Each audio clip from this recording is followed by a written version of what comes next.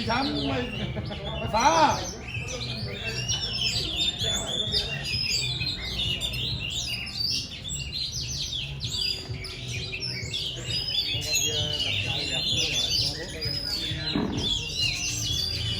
Không chiều xa ba mẹ một cột cái ba lồng.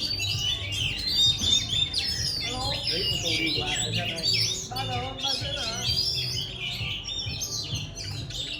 cacao nhà anh ngọt thế nhở?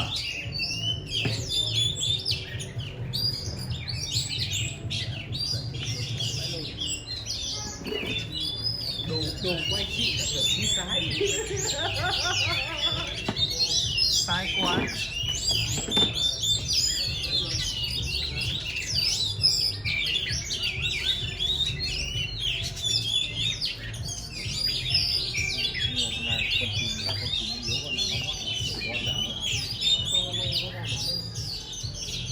Không.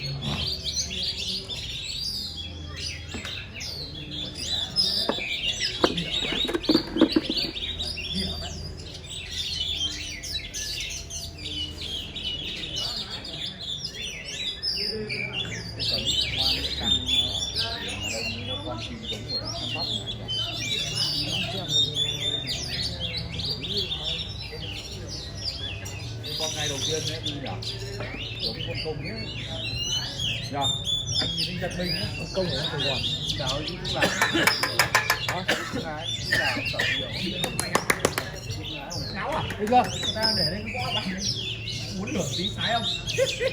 tất cả dạt ra để lại cao vào, Đại ca đến. dạt ra để lại cao vào nhá, dạt ra. Chơi từ lúc 12 rưỡi rồi đấy anh nhá, anh ra lúc 12 rưỡi rồi là anh em chất